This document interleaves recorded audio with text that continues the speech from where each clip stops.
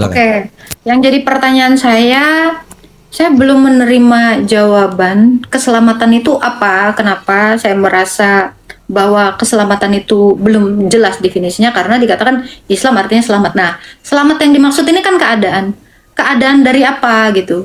Nah, ini yang perlu sebenarnya dijelaskan gitu. Selamat dalam keadaan seperti apa gitu. Selamat dari apa?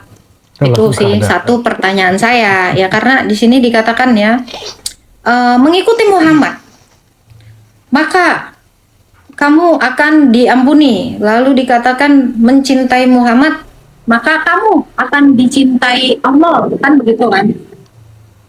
Nah, apa yang menjadi tolok ukur? Itu tadi pertanyaan saya yang pertama, arti selamat itu selamat dari apa? Itu keadaan seperti apa? Yang kedua adalah apa yang menjadi tolok ukur bahwa mengikuti Muhammad sama seperti kamu sudah mengikuti Allah gitu.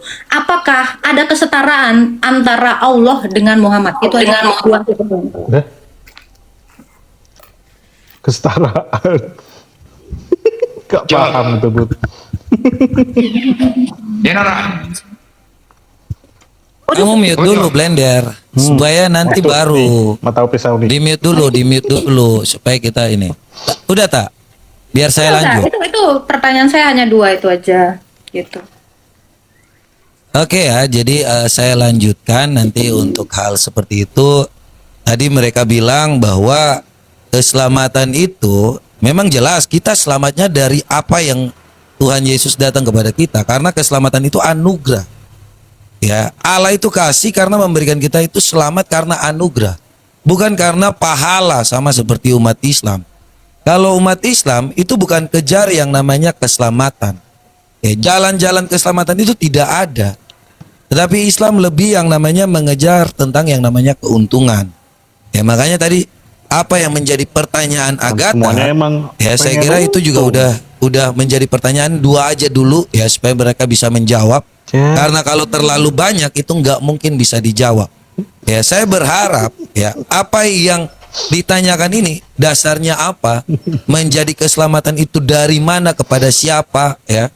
Kalau kekristenan jelas ibaratnya seperti kapal mau tenggelam atau kita mau tenggelam. Oh, seperti ya. Kemudian seperti. ada rescue atau tim SAR yang mau datang. Ya begitu juga ketika manusia jatuh ke dalam dosa, ya Tuhan Yesus datang untuk menyelamatkan.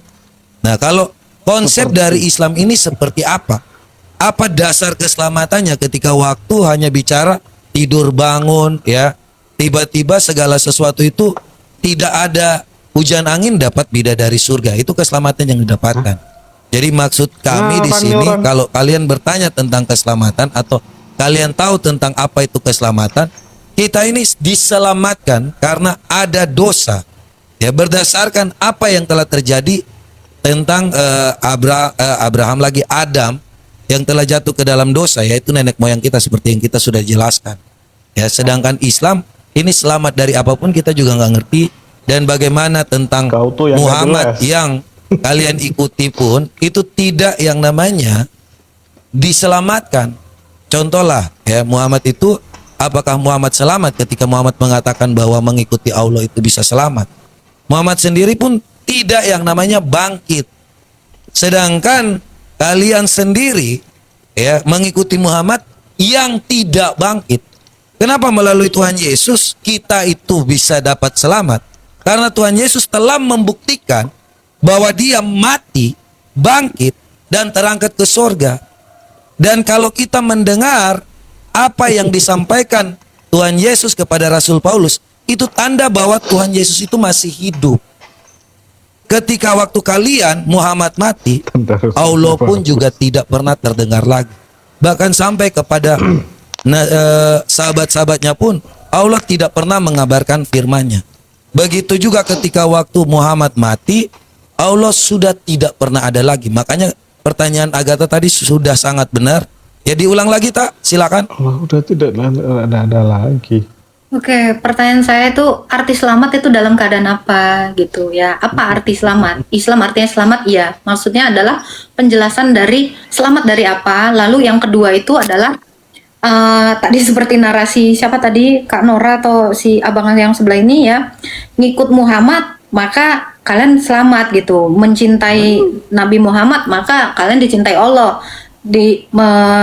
Pokoknya segala sesuatu itu harus melalui Nabi Muhammad ini. Nah, yang jadi pertanyaan saya, kesetaraan Allah dengan Muhammad ini sehingga kalian itu semua bergantung kepada Nabi Muhammad ini kalau mau diampuni sama Allah atau mau diselamatkan oleh Allah. Silakan.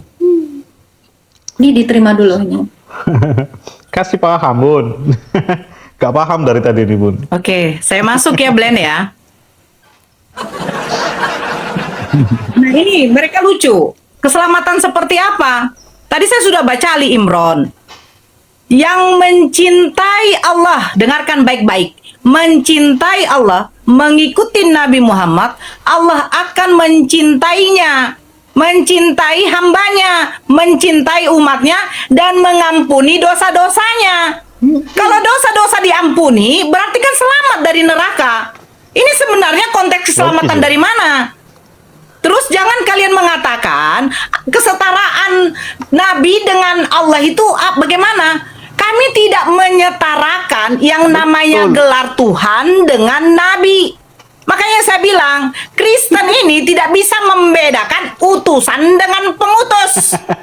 Bahkan Bible mereka sendiri mengatakan, Bapa yang mengutus, aku adalah utusan, Yesus Kristus adalah utusan. Giliran dikatakan Nabi Muhammad dicintai karena Nabi Muhammad adalah suri tauladan, terus kalian mau menyamakan Tuhan dengan Nabi. Apa dikatakan? Kamu cintai Allah, ikuti Rasulku. Kenapa Rasul itu harus diikuti? Karena dia adalah utusan Allah, penyampai wahyu, sama seperti Yesus. Bukankah Bapa mengatakan, inilah anak yang kukasihi, kepadanya lah aku berkenan. Kenapa berkenan Bapa kepada Yesus? Karena Yesus mengklaim dirinya utusan.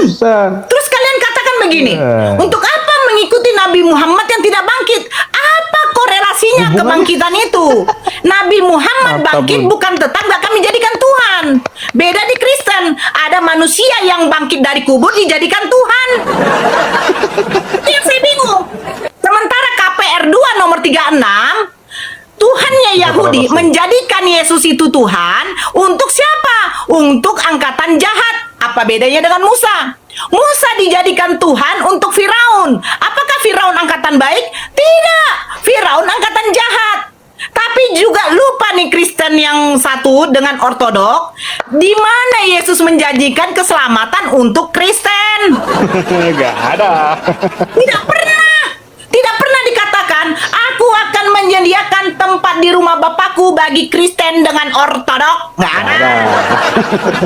Tetapi di Al-Quran jelas, yang mencintai Allah, mengikuti Nabi Muhammad, Rasulku, Allah akan mencintai kalian dan menghapus dosa-dosanya. Jelas.